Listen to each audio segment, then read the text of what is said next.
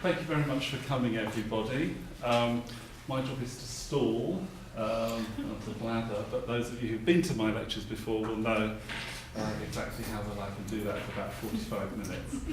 So we're very pleased to have with us an excellent speaker that I'm not allowed to mention in case I say what Susan's about to talk. So the WSI Institute was set up a couple of years ago to try and draw together within the university all of the intellectual activities going on around the web. Everybody who was trying to either look at new ways of improving the web, or look at its impact on society, or build on that, or to use it to try and find out what is happening to society. A task that we're all very much aware that we really need to put some effort into now, really need to understand what's happening to our society as well as to improve it. So, and so we're really pleased to have this series of lectures, it's not just everybody here in the room. We also are joined by people from the Digital Economy Network across the UK, or the network of CDTs, Centres for Doctoral Training, all across the UK that work in the digital economy and in the online spaces. And as well, we have our own Web Science MOOC. So hello to everybody who's been looking at the topic of web science for the last couple of weeks. Today is the last day of the MOOC, and so it's very appropriate that we've been able to do that. We're going to have a hashtag associated with this meeting, which is up here, in fact. So it's hashtag. Sorry. I'll write it up. Oh, that's not a pen. That's not a pen. No. The hashtag is hashtag Tom Sottom that has been chosen. This is up on there. Tom Sottom. And so if you have questions or comments that you'd like to make about this talk, please use that. I'm going to hand over to Professor Susan Halford, who is one of the directors of the Web Science Institute. And I don't think I can find a seat anymore. No, not allowed to sit. Thanks very much. I'm not going to say very much. I just want to say a few words of welcome to Tom, to thank him very much for being here. It really is a pleasure to have Tom here. He's somebody who I've known about his work for many, many years, and many of you in this room will also know. When I was looking up to think about how to introduce Tom, I came across this phrase which said that Tom was once described by The Guardian, I'm sure you've heard this before, as a former insider who became an internet guerrilla. Having worked in the Prime Minister's Strategy Unit from 2001 to 2003, Tom left there in 2003 and became the founder and director of My Society, which I'm sure everybody in the room will have heard of. My Society is a charitable organisation that was established and pioneered the development of a variety of civic technology websites that focused, and I think these may be your words, I don't know, on holding power to account and improving the experience of service delivery, and perhaps best known for They Work For You and Fix My Street. Particularly interesting to the people here, I think, at Southampton, Tom has a very long-standing commitment to open data. He was author with Ed Mayo of The Power of Information in 2007, and also worked for the UK Government's Transparency Board from 2010 to 2012. And something that I think our students may really appreciate, I was looking at your Twitter account and I see that yesterday Tom's commitment to open data was expressed in the following way. He said, "When I'm king, public servants who release PDF-only reports will be auto-fired by a file type detecting script connected to the HR system," which seems like quite a good idea, really. In 2015, Tom stood down as head of My Society, having got the show on the road, and is now consultant and writer on technology and social impact issues, linking back to some of the things that Les was saying. So I think this is a really fantastic time for us to have invited him here to reflect on digital technologies and public interest and think about where are we now in 2016. So welcome, Tom, and we really look forward to hearing your talk. Thank you very much. So just in case you don't recognise me standing in front of a screen, there's me standing in front of a screen. So I get this at the right. There we go. As Susan just said, I am the founder of my society, but I have now moved on. And I feel that it's incumbent to talk just a little bit about the work that it did before moving on to the actual topic, because otherwise you won't necessarily understand where I'm coming from here. So this is probably a service that we are possibly best known for, despite the fact that in terms of how much people visited it, it wasn't anything like the most popular thing we ever ran. It's called Fix My Street, and people use it to report stuff that is broken and get it reported to the local government and get it fixed. And what was once upon a time very novel now looks very commonplace, but it's worth reflecting for a second that actually there's still a thing that is novel about this when you think about the way that governments use technologies in the modern world, which is that as they slowly get online and they get better and better at tools, you will increasingly find, for example, that governments will make it possible to make reports about this kind of thing online, and then they might go and fix them, but the default in government is still closed and secret. So the fact that here you're looking at someone else's problem and that's just the normal standard functioning, that still shows that, as it were, as my society and groups like us attempted and to some extent succeeded in influencing government uses of technology, there are some defaults, like the idea that things that aren't secret should be online, that remain unusual and remain non-standard for governments today. This is a service called What Do They Know? It's a service for making freedom of information requests. That is, for those of you who aren't familiar with the law, you have a right in this country to ask the government for information and to get that back. It used to be used really almost exclusively by journalists. This website made the process easier. Now it's used by a lot of people. This site, by the time I left last year, was being used by like 3 or 4 million people a year, mainly to look at the requests and look at the data released by other people. And you can see it had a few 100,000 requests made through it since it launched as well. The last thing I'm going to say, because I think you've probably got an impression now about what my society did, is it made things like this, it made tools like this. It makes them. I have left, it carries on. Is that for the last half decade, 5 or 6 years, what my society was really all about was not launching sites of the kind that you've just seen there in the UK for citizens. It was all about helping people in a lot of other countries to run sites that are very similar. So this here, it may not look like it, but this is the Ukrainian version of the site that you were just looking at. Isn't operated by us. My society doesn't launch branded sites with its name on in other countries. What it does is it works with activists and campaigners and good government groups and journalists, people who think, hey, it would be really great to run a freedom of information site or to run a political accountability site in our country, and my society provides open source technologies and advice that helps them to do it. And so these days, that's what that organisation is really about, is helping activists and campaigners to be more successful in lots of other countries. It's just worth saying that I'm not a tech utopian. This is just an important kind of piece of perspective. Often when you are involved in the kind of tech for good movement, people assume that you must think that everything can be solved with tech. I'm not. Working in it a decade certainly makes you less prone to that delusion. And the last thing to note, because I'm here in Southampton University today, is that through the whole time that my society has been running, I was very concerned about the lack of evidence around the things that it did, and that, crucially, all the other organisations that broadly occupied the same tech for good kind of universe had.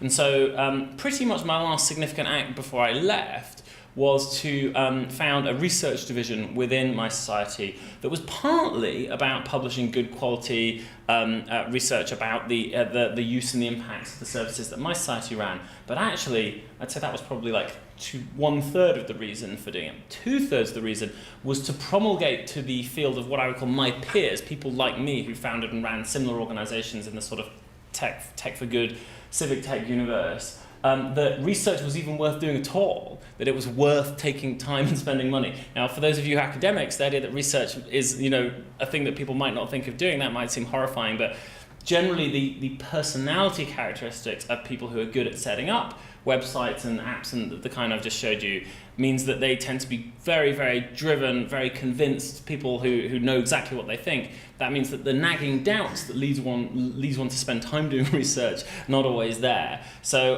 TICTeC is the conference that represents the coming together of that community. It's run a couple of times now. This is actually the logo from last year. I encourage you to look at videos from the TICTeC this year and last year, where you will see people talking about research in the civic technology field. It stands for the impact of civic technology. I would also encourage you to look at going next year or getting involved in that world if you are interested in the impact of civic technology, specifically because it's a community that brings together a lot of practitioners from a lot of countries, and that allows you to run good experiments and get data, and it brings together academics. So that was just the preamble. I'm here to talk about where public interest tech is. Now, obviously, because you're a bunch of academics, you will want definitions. I'm not even going to make an attempt that this is a definitive definition, because this isn't actually my occupation to write really good definitions. But for tonight, I'm just going to actually say in a very, very broad sense, so imagine the tent being super wide, that I'm looking at and talking about any digital tech projects that have been really primarily aimed at making the world a better place. And the words first and foremost there are really crucial, because yes, there are things about Amazon that makes the world a better place, but it is primarily a business, and it's primarily a kind of a business for its shareholders. And I said on the previous slide that there are three ways of dividing up three big categories. Oh, sorry, actually, let's just keep on with the preamble a bit, which is to say that if you follow this definition, then, and you say, well, what examples are there of digital tech projects that do this? It's not very hard to find them. There's lots and lots of such stories out there. The most famous connected to Southampton is clearly the rise of the web and the underlying internet itself, which in some ways is the social good technology, digital tech project of the last 50 years, really. So that's Tim Berners-Lee, obviously, and yet there could be a bunch of other people you could put up there who played tremendously instrumental roles in allowing us to live the Snapchatting lives that we all have today. This is a group of people in the audience at Wikimania. That is the massive yearly gathering of the Wikimedia community, the Wikipedia community, really. I like the fact that there's so many of them, they kind of disappear into the distance, because that gives an impression of how the Wikipedia community is, how enormous it is. Wikipedia is, yet another kind of example of projects that were first and foremost set up to be new kinds of digital tech projects created in the public interest. Here are the three categories I mentioned before to make some sense of what's going on. I'm going to talk about these categories, and then I'm going to put down a few observations about trends.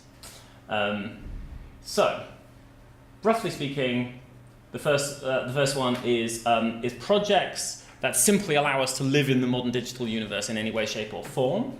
The second are projects that sort of assume that the networks and the computers all exist, and that they then say, right, there's a group of people who need some kind of benefit. There are children without education. There's someone who's sick. We're going to work on a digital tech project that is about helping them in some way. And the third category is people who use the affordances of the modern digital universe not to directly deliver a benefit, like here I'm going to give you some medicine, but instead they use it to exert power, which is I'm going to lean on the health ministry, and the health ministry will then give you medicine. Let's look at the first one. It's got some of the most famous examples in it. This is Linus Torvalds. Without him, you don't get Linux. Without Linux, you don't get, well, very much in the world, really. You don't get your Android phones. You don't get lots of servers. And so Linux represents, an example of a very well-documented public interest technology project, a not-for-profit, an open source thing that is the example, just one of the very best examples of how unexpected affordances of networks allow people to come together to construct things that seemingly before the internet just couldn't have been done at all, that would have required a lot of money and a lot of time, but somehow magically come together through what I think Bruce Sterling calls the magic internet pixies. OpenSSL, an example you've probably mainly heard about in its negative light. This is the piece of technology that led to the Heartbleed error that produced vulnerabilities on lots and lots of servers. But OpenSSL, if you didn't have have this silently underpinning things, then it's very unlikely that at any point in the last 15 years you'd have been able to buy anything on your phone or your tablet or your device. So again, this is a piece of open source. It's sort of an integral public good. Clearly you can buy bad things as well as good things over e-commerce once you've got it, but you can't buy anything without secure online transactions. Firefox, just another example of a massively successful, really kind of iconic project that is like, we are going to do something hugely in the public interest. We're going to have a browser that isn't just good, but it's going to stop Microsoft from sort of forcing its vision of how the world should run on everyone, on all the other organizations in the world. You might notice that a thing that I'm doing here is I'm actually silently selecting for projects that are bigger than a certain size. And this is really important as we go further through this the argument this evening, because there are an absolute gazillion public interest projects that are started, but the number that get to above maybe 10,000, 100,000 users a year is actually really remarkably small. And so all the examples I'm giving here are easily measurable in the millions, and that will be true of basically everything I'm going to talk about tonight.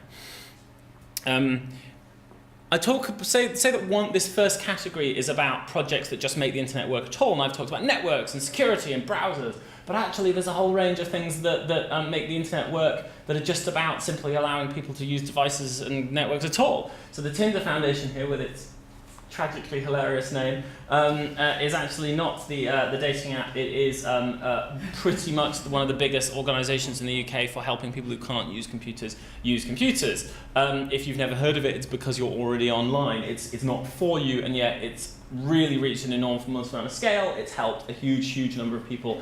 It's very, very socially important. And I would kind of put this kind of institution actually alongside something like Linux or OpenSSL, in that without an awful lot of people explaining to an awful lot of other people how computers work, then it's very unlikely that the networks would have sort of penetrated everywhere. So that is one big class of public interest tech tool. But then there are the ones that are all about where people say, okay, we sort of take for granted the fact that the computers work, the networks works, everyone's got devices. I'm not, as it were, I'm not Tim Berners-Lee. I'm not like interested in kind of the nature of hypertext. I'm looking for I've got an issue.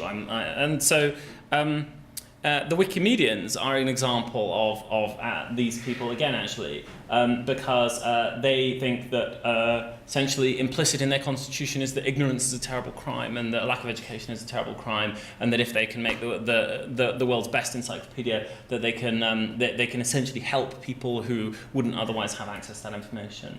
The MOOC here, we get into a meta moment here where I talk about a Southampton MOOC. We're on a Southampton MOOC.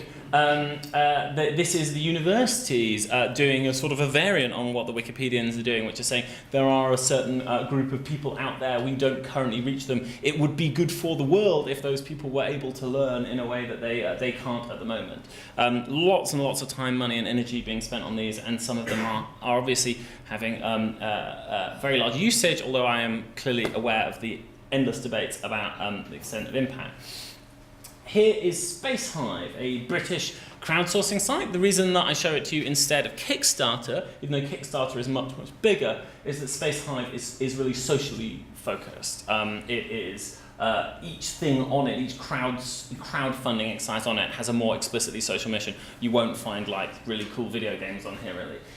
The Peckham Lido swimming pool in South London, I've seen the park where it is, it's just buried, like they buried it 50 years ago or something, it's covered with grass, and people there are raising a lot of money so that they can dig it up again and make it into a community facility.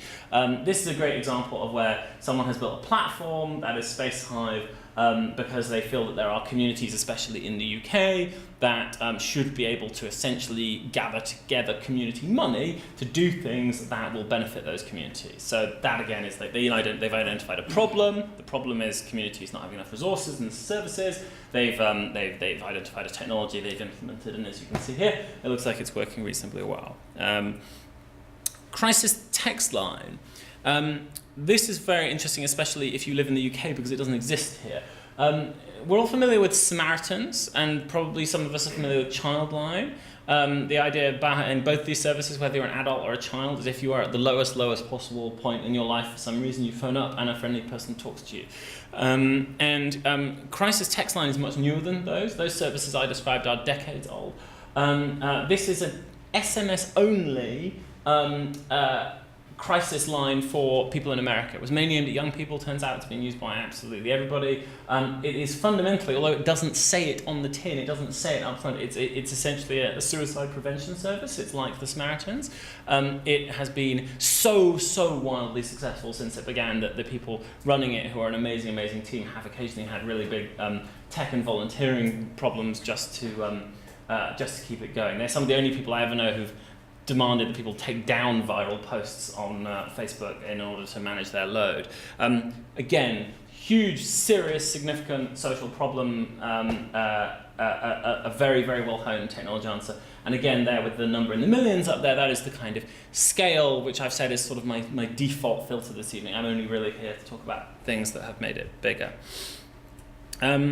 So that just begins to touch on the sheer variety of digital tech interventions that are aimed at delivering different kinds of benefit. I haven't mentioned some massive global ones. I haven't mentioned Khan Academy aimed at young people. I haven't mentioned Raspberry Pi and ditto in a similar way. I haven't mentioned almost any health ones at all except mental health. There are a ton, but we have limited time. The third and last category where people have really gone out and said, I'm going to try and use digital tech in the public interest is to exert power. And probably nobody has done it more than this. Does anyone recognize this strange, multiply pierced man? So that is quite an interesting thing because he was the 2012 Obama CTO. His name is Harper Reid. As a consequence of him and lots of other people working on the Obama digital team, they were able to fundamentally win that election through a superior mixture of fundraising and voter targeting and advertising and getting out the vote effort.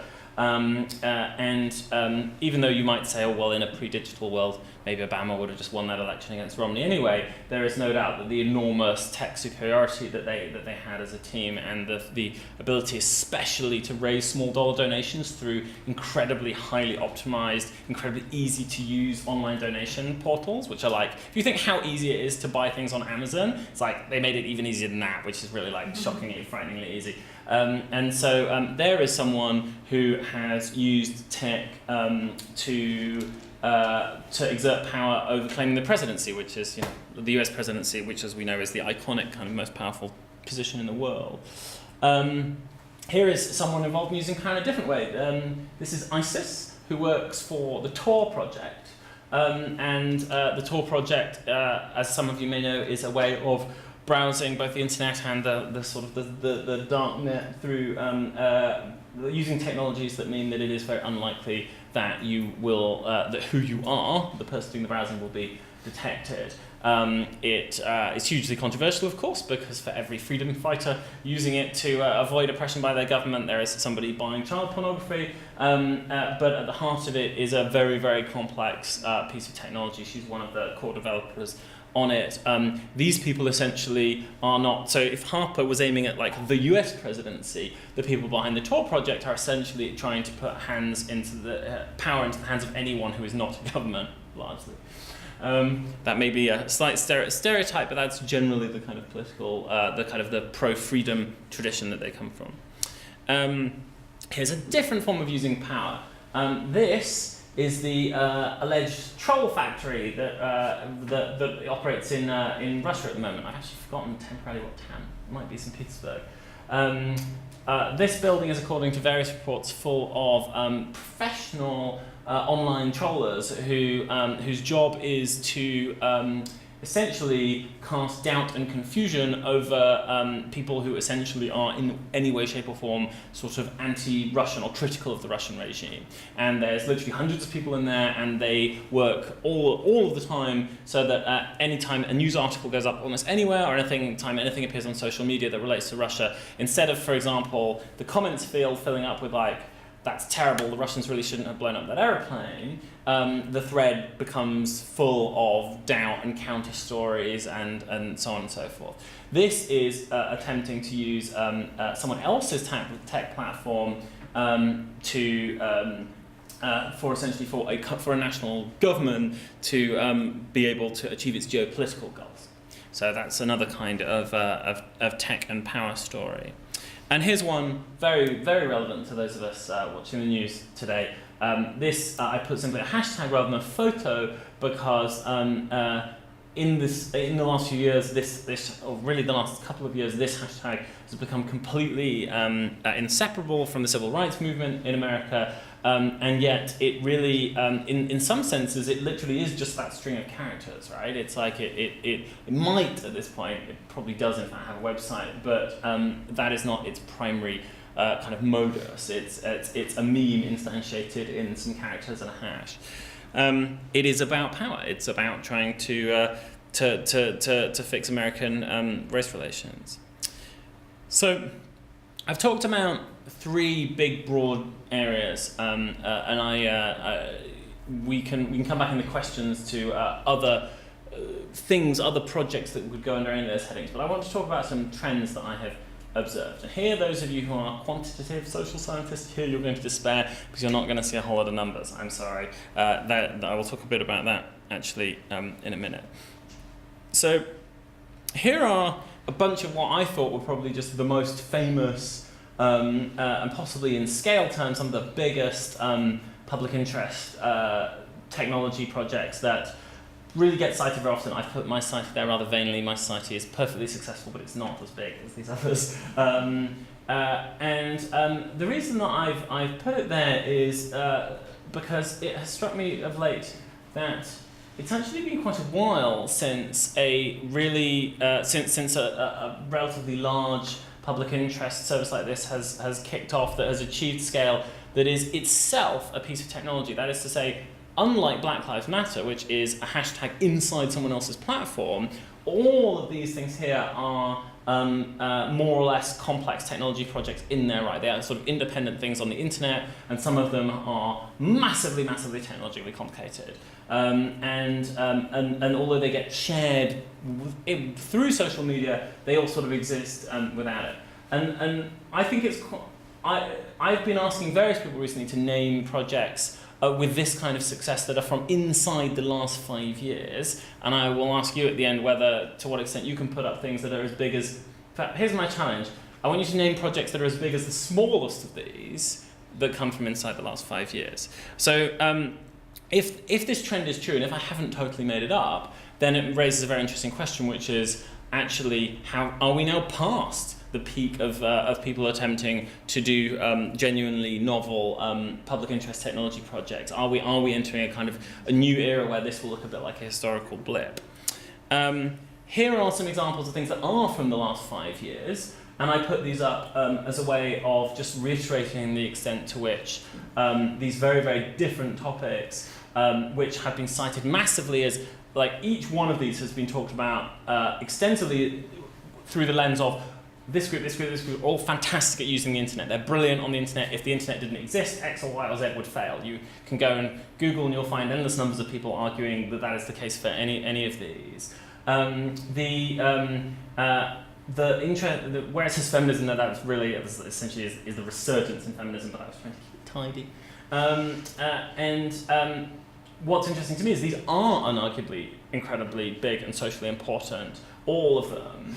And yet, none of them starts in the manner of WikiLeaks or Wikipedia from, like, someone built a website, someone built an app, and it was the Trump app, and then it went from there. That's not how things have been going recently. And so, in case I didn't make it clear enough, like the news media, which also is kind of worrying as it slides all inside of Facebook, it now seems the game is about success inside of other people's platforms. Trend 2. This is a not very good screenshot of safety check inside of Facebook. And what this is when there is a disaster of some kind or an emergency, Facebook started a couple of years back to put at the top of your feed a button that was, you wouldn't see the button if you weren't affected. So if you were in Paris at the time of the massacre recently and you logged into Facebook, you'd have seen a really big button at the top that basically said, you appear to be in the area affected, are you safe, yes or no? And unlike most things in Facebook, when you scrolled, it would not go away, it stays there. So this is really like kind of totally central. The number of people who've used this in recent emergencies and disasters of different kinds, when Facebook puts this thing up to tell their friends they're safe, I have to be vague here because I don't know about the what I'm really allowed to tell you, but I was told that after the Paris massacre, the number of people who saw someone they knew had pressed the button saying yes I'm safe was measured in hundreds of millions of people. So here is an example of where Facebook themselves have essentially stepped into the realm of adding public service tools into their products. They're not just hosting them, they're making them. Here is Google's homepage from the election. Not only have they got like a jaunty ballot box, but very crucially, find your voting location and hours. They are doing more than just celebrating, they are connecting people, and they're reminding people who might have simply forgotten that there is an election. Again, a public service thing that will fit a load of people. This screenshot I actually think is more important than the last one, as the number of people visiting google.com is going down, and the number of people searching other ways is going up. Those of you who own iPhones won't recognize this, but this is a screenshot of Google Now, which is what Google is building, which is increasingly a bit like your Facebook wall, but it comes as default on your phone. You don't install it or set it up or log in, it's just there, and it learns and it tries to suggest stuff to you that you might find fun and interesting, like the sports results and the weather, and look, the Iowa presidential caucus, you live in Iowa, find your polling place. So there you have Google actually injecting itself, as if it is even possible, it's injecting itself even more centrally into your daily workflow and telling you about what's essentially a public interest a kind of notification. So the point about this trend is that the biggest internet gatekeepers, which traditionally largely let people fill them with content and didn't do anything themselves, they are taking more and more and more steps.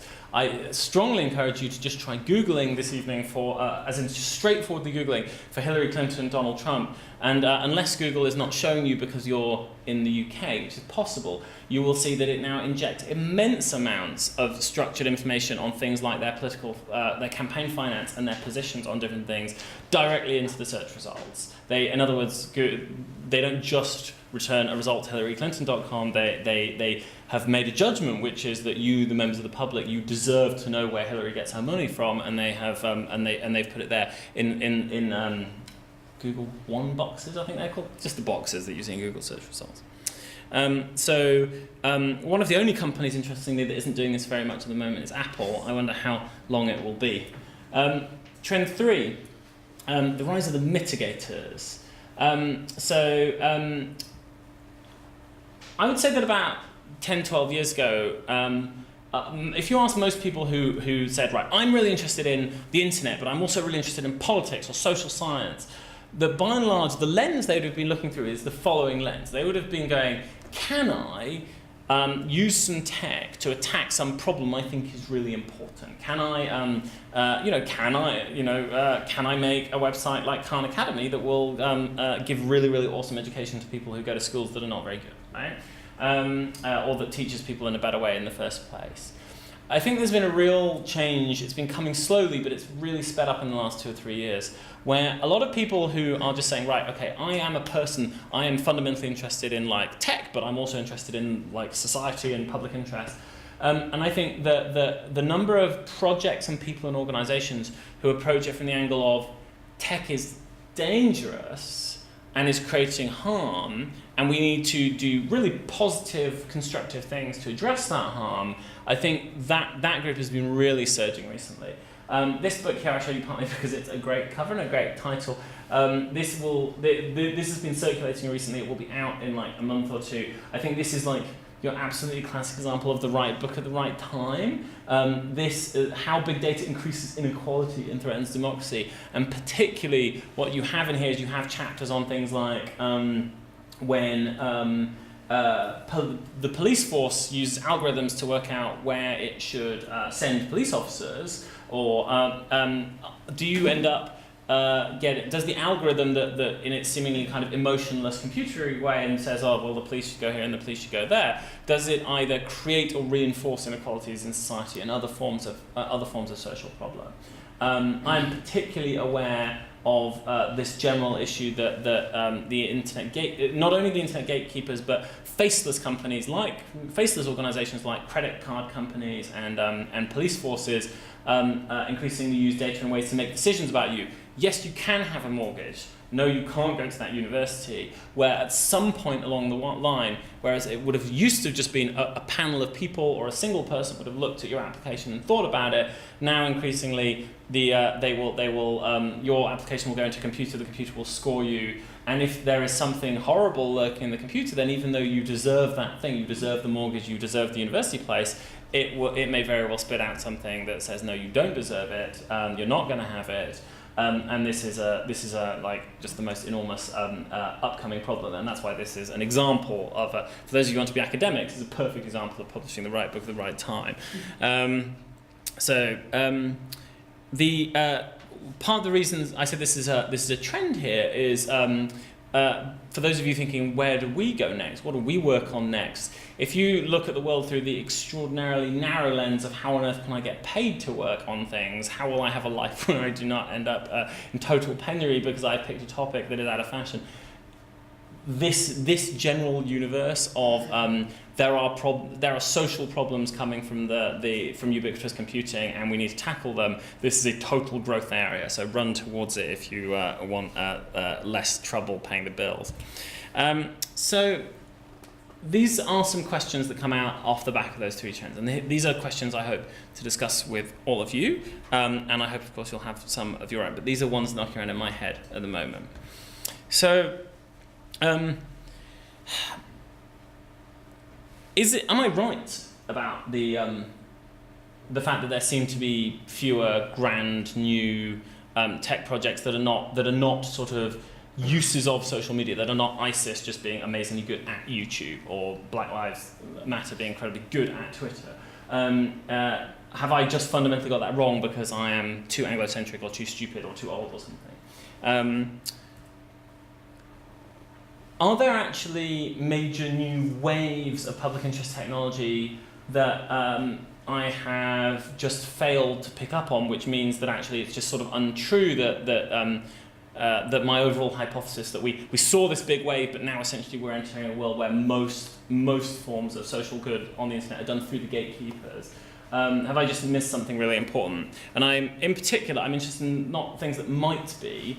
I'm not, for example, interested in drones, because drones at the moment have, are classically in that maybe stage. We may see an immense amount of drone usage for ecological reasons, but right now the number of people using drones for ecological studies, you could probably fit them all in this room quite easily, right?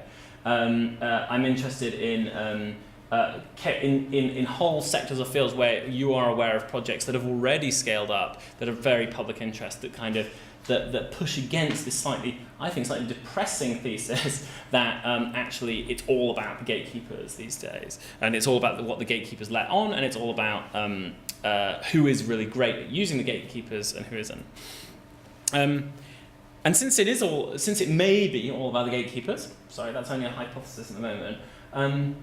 What kinds of demands do you think will ultimately get placed upon them?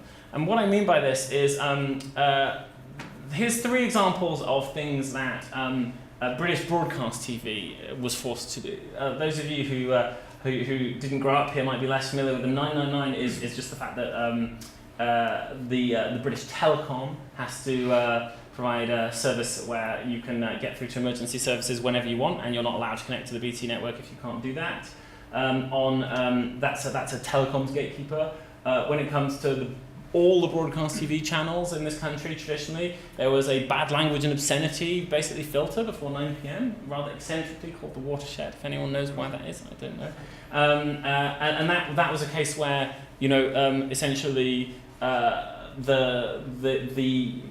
it's entirely possible that the TV companies didn't want there to be a watershed. If they had published salacious stuff at 6 p.m, they might have got more viewers, but essentially it was forced upon them by the law. And lastly, a Songs of Praise, a very old TV program, which is just here. It's hymns, it's people singing in church, but it represents part of what the BBC has to do by law, which is to have a certain amount of religious broadcasting. And if it doesn't, if it cancels too many episodes of Songs of Praise, then its board and its management will get in trouble because they are legally obliged, as it were, to offer certain kinds of content.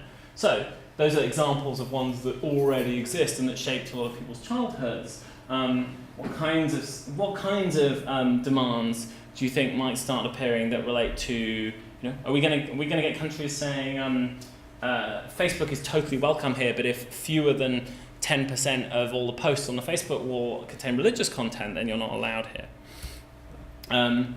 Is the market actually delivering everything that's needed in this field? It's not a rhetorical question, it's actually a serious one, which is a lot of the projects that I showed you, back when I put the big list up of kind of really large-scale projects. Many, not all, many of these are non-profits in different ways. There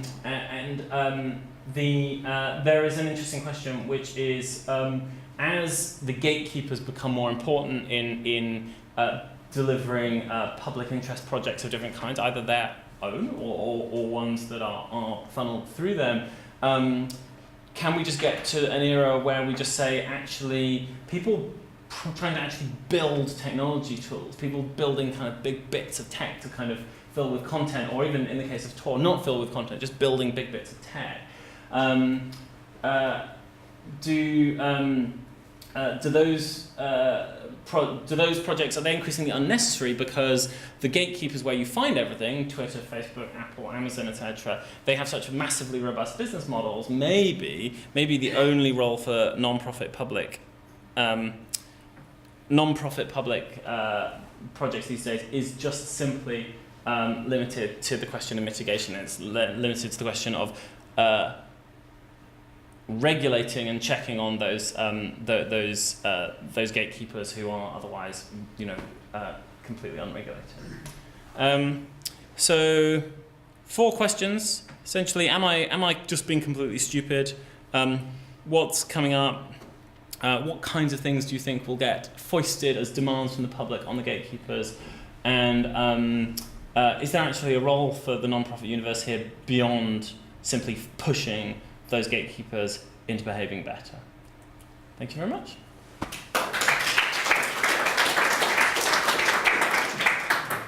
Thank you very much.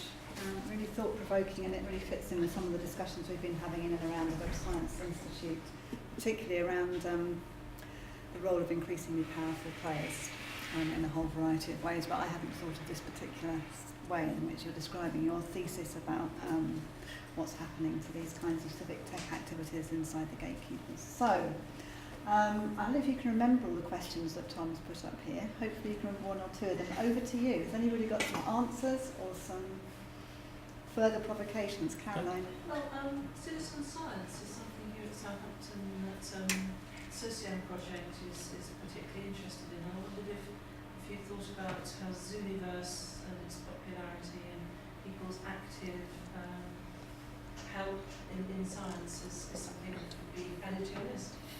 Yeah, I would categorise that within people doing public interest projects that are for a certain benefit, which is, we want our scientists to be more successful and productive and discover better, more important things, and and Zooniverse is a brilliant example of doing that.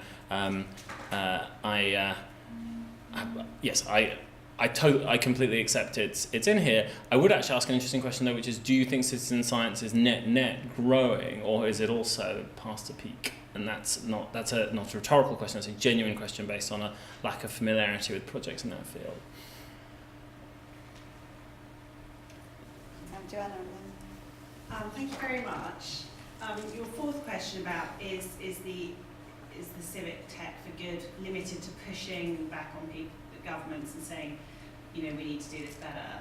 I hope I'm not characterising this incorrectly.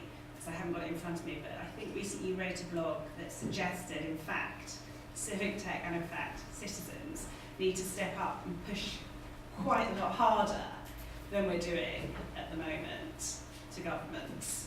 Would you say that's true? If I characterise that correctly?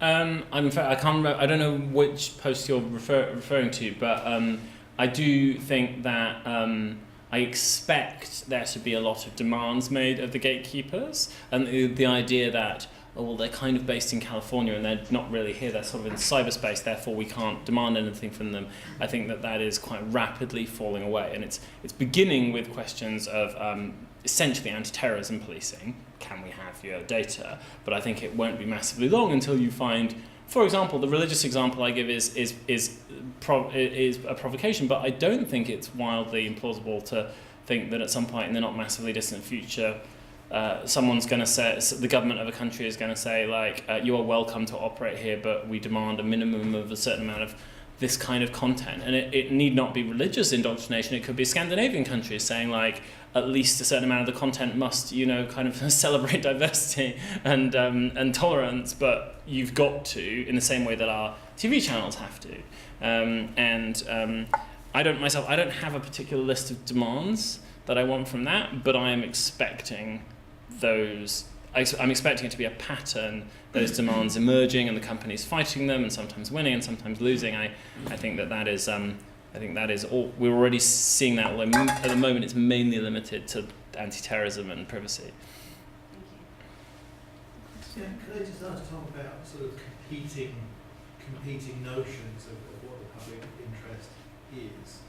Because it seems to me one of the differences between sort of old and new is that, if you're born in England, you're English, somebody else is defining what the public interest is, and you're part of that. But in the future, you'll choose to belong to online communities of one form or another, which have the public interest that you select, if you see what I mean. So in other words, the notion of what the public interest is not immutable under these technological changes. I might choose to live in an online community which doesn't admit atheists or something, or just to follow your example there. But I just wonder what your thoughts are on what the public interest actually is. Yeah, so I deliberately avoided this. I actually did a whole bunch of reading on different academics' arguments about the nature of public interest, and then I cut them all out. The truth is, I don't have strong opinions on this. I do have some strong definitional opinions, but before writing this talk, I didn't, and I still don't. My main purpose really is to make you think about everyone who in any way, shape or form is attempting to create projects that have some kind of social mission, some kind of social benefit, and the trends going on in that field, and whether or not they themselves would use public interest to describe what they're doing or some other terminology, I don't know. So I'm sorry, I'm kind of the wrong person to have that discussion with, really. But there are many people who will have it with you. So. Just wondered how you thought health and care and telehealth and telecare systems fit into how thinking about them. Yeah, I would say they fit definitely under the category of so that they're clearly not people building tech so the network works at all, and they're clearly only maybe like in a junior doctor strike are they people using tech to sort of exert power. They are by and large people directly trying to help people, and so I would say that is one of the more sort of unashamedly kind of wildly successful fields, because you get really, really enormous communities of self-help people who are working around individual diseases, and unfortunately the world contains an immense number of diseases, so there's an immense number of communities, and they seem to be really, really prospering and thriving. By putting crisis text line up, I was trying to actually just put one unusual example of one health problem with one very big service, but it's probably one of the biggest single fields in terms of there just being so many health-related mutual support communities that are so big and so loved by the people in them. It doesn't, however, escape the question I said before about the direction they're going, which is, in 5 or 10 years' time, are many of them going to be sitting there on like their own individual entities on the internet, or are they going to be content within a social network? Essentially, will everyone who worries everyone who suffers from diabetes in the south of England will all just basically be in a Facebook group about that, or will there still be any identifiable standalone entities that that use tech that is not completely 100% controlled by somebody else? I guess there's a hardware into it as well, isn't there? In terms Oh, of, absolutely, yeah. but I thought you'd see that differently. No, sorry. Yes, I see it differently in one way, which actually is the hardware is the one way in which the gatekeepers don't end up mattering quite as much, because there's a much broader there's a much broader market in medical device manufacturers. They don't have much overlap with the kind of 5 or 6 internet gatekeepers, and so and they all have a business model, which is that everyone who ever sells a medical device makes a fat margin on it, and so that actually I'd say that field I feel more like the traditional market. I'm kind of happier with that because it doesn't feel like it's all concentrating towards one place. That might just be because I'm incredibly naive about that field. Lots of people, I think Les was first, and then I'll come back to you after that. I was wondering, so in your question about public interest and public gatekeepers and the impositions forced upon them, these perhaps don't come under public interest, perhaps or public outrage, but the way in which sort of Google is has been challenged or forced to make sure that its representation of young women or black men in Google Images corresponds to what we might expect, that should be, as opposed to what it happens to find in its database and is a common representation in society. So entirely showing us content that is in accordance with our beliefs about, our better beliefs about what society should be. I won't call it religion, but. And sorry, so was that just an observation, or was there a question? So it's all right if this is observations are fine. So there are lots of cases of this, and Google comes in for it a lot because it's organising the full content of the world apparently. But these are a lot. There are increasing cases of Google being told this is how you should make sure that sort of your representation when you search for these terms in Google Images, you show us what we want to see, rather than just an unfiltered representation of what actually is in your database. Yeah, in fact, and you're right. That is a great example of where governments, sort of to some extent expressing the will of the people, are indeed making kind of watershed-style demands from the big companies. Another good example, of course, is the right to be forgotten. The law that allows you, in certain circumstances, to have your name removed from Google search results. I suppose I'm interested, to some extent, whether any of you speculate on where the demands might go from here. So, right. There are 2 questions over here. I'll take one at the front and then one in the middle. We now know, because of public interest in global operations tax affairs, that Apple and Google have very small operations in this country, unlike the BBC and the other people that you mentioned have had historic impositions on their media output or what they do. What sanctions do you think can we bring to bear on such operations? Oh, well, I mean, obviously now we've left the European Union, we can pass any laws we want, right? So, not if they don't have no, I mean, Google. There's 2 simple points of weakness. If you're going like, what's the mechanism for regulation? There's 2 very simple things, and if you go to China, it's really obvious what they are. The first is you can just block stuff. You can just say things. There are certain packets that are not allowed into the country, and for a very long time, this was considered like literally so unacceptable it was unthinkable. But now, as the world's largest country, does it all the time, and so it becomes increasingly more thinkable. And I can certainly imagine rich countries essentially just going like. we will block bits and pieces of your service at the national firewall if you don't correspond in different ways, if you don't comply. And the other, the one which for Britain at least is a much easier tool, is that they have enormous numbers of staff here, all these companies, and those people in the buildings they're in cannot be moved. Their legal and tax arrangements might be complicated, but it doesn't change the fact that there's hundreds or thousands of staff members here who describe themselves as employees of these companies, and they can go after Those are them. individuals. Sorry? Those are individuals. You can't regulate them. Yeah, but you can go to the person managing the office and say you have to close down this office unless you comply with certain laws. So, I mean, I don't for a second argue that it's to take on the world's best legal teams over issues like this is not unfathomably, insanely, unimaginably complicated. And my guess is that the amount of time it will take to resolve what's essentially like a new status quo between the governments of rich nations and the 5 or 6 gatekeepers here, where things will sort of calm down and reach some sort of like new sort of social compact between these entities and the companies. I think that will take 50 years. Right, so I don't think I won't live to see anything like status quo, but it's going to happen in this century. So going back to your first question about have we seen any new public interest tech?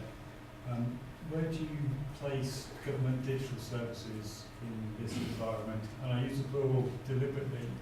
It's not just about GDS in this country, but the way that GDS, the American equivalent, Australian equivalent, organisations like 18F in America are now collaborating, they all code out in the open. Do you see that falling in line with your definition of public interest tech? Yeah, definitely, and I would lump it in with the category of people who are trying to use tech to to deliver certain benefits, which in the case of the government is literally true. They're literally benefits, and a bunch of other things. It's a great example of how there are possibilities of there being alternative centres of public interest tech delivery that are not just the internet gatekeepers, because it shows that both the United States Digital Service and the government digital service show that it is possible for there to be other centres. I think for a long time people were like, well, government can just never do this. It's like it's either the big internet companies or it's magic internet pixies working together on open source projects, and there is no other kind of entity that can possibly deliver meaningful tech. I think one of the nice things about the last 5 years is it's proved, no, if you're willing to spend some money and go through some very considerable human resources pain, then it is possible to have public organisations deliver like excellent quality public interest tech services. So yeah, thank you for mentioning that. They're a great example of a reason to be optimistic. There's a question, Caroline, and another question here, and then we're almost done. So if anyone's got we're almost out of time, if anyone's got any burning question, please ask it after these last 2 questions. Caroline. Yes, I was wondering about democratisation of these gatekeeper structures, so that it's not just government that negotiates with them, it's ordinary people that use the services. I mean, there have been quite a lot of efforts. Clearly, you've probably seen them repeatedly on Facebook, for example, or Twitter, where people go, like, think of the number of times where you've seen people on Twitter demand of Twitter that it does a better job at protecting women from abuse on Twitter, right? And then think about the net amount of success that's been had on that particular front so far. Yes, these platforms do indeed allow for organisation in a really spectacular way. What they haven't really allowed for so far is a lot of success, really. The only exit appears to have been the only thing that has been powerful for the social networks that we can't remember the names of anymore. So. Let's ask, you gave the example of the watershed. I just looked it up. An obvious example is yesterday's digital economy bill, which contained the startling claim that the government is going to censor all websites, and they have to have like a rating for people to, which is of course completely implausible and will never happen. But nonetheless, they're having a go. So there are circumstances where people are trying to apply, those kind of things. In fact, I'm sure I remember one of the Scottish MPs called for an IPM watershed on the internet. So, and I'm just using this to illustrate the point that, because I'm half what's the problem? you know, the people that are in charge of this, now you've got, don't really understand how any of it works. So it's not surprising that it's all a bit of a mess, with only 1 out of 650 MPs ever having worked as a scientist, etc., etc. So can you feed me some optimism to close it? Well, yeah, I mean, actually, this is a really... How are these people... I'm delighted by that question, because this actually is a segue into a thing that I want to do in my society life. In fact, it's in some ways it's the main thing I want to do after in next year, basically, which is I have witnessed directly myself the problems that occur when decision makers don't have basic scientific, mathematical, methods-based, technological, digital skills, right? Like, it has been very much on my mind for a long time that as every year goes past, it was never a good thing that we had so few technically aware politicians. But if we continue to have exactly the same number, the net effect gets worse and worse, because the politicians in the 1980s, yes, they had to worry about the environment, yes, they had to worry about nuclear weapons, they didn't have to worry about regulating the Facebook wall algorithm, right? Which is, it might be less important than nuclear weapons, but it's much more complicated, and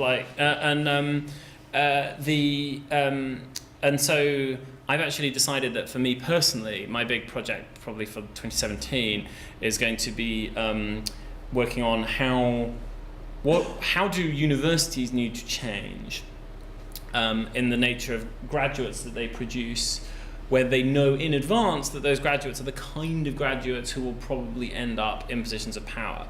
And so I'm sort of exploiting here a certain path dependency in society, which is that if you look at Yale's law school or Harvard's law school, even though you don't know anything about the future, you don't have a crystal ball, you do know that the people who emerge as graduates of that scheme this year are wildly and disproportionately likely to become members of Congress, right?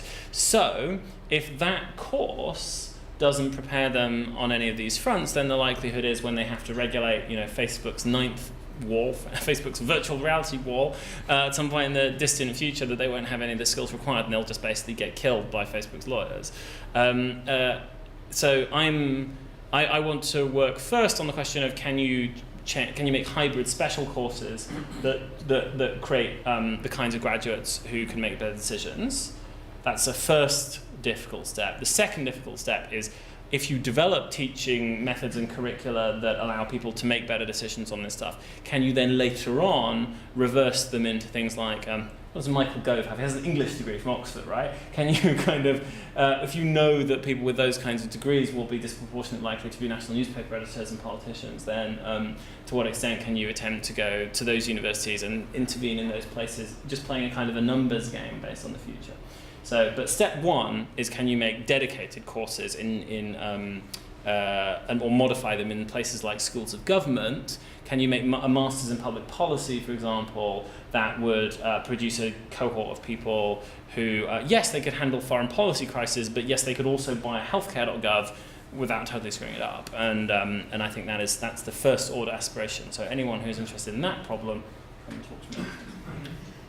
It's probably a very perfect place to end. There may be a few of you in the audience thinking that this is what Web Science is trying to do, is to ensure that people are getting that kind of education across the social and technical areas. And a number of students here who may come and say that to you. But we finished 1 minute late, which is fantastic timing. You all know what a control freak I am. So I will draw a close to this now and say thank you to all of you for coming out at 6 o'clock on a Friday night in July. I know that's quite a hard time to come, but I really know that it was worth it, and I want to particularly thank Tom, who's just given a very provocative talk and been very entertaining, and thank you very much for joining me.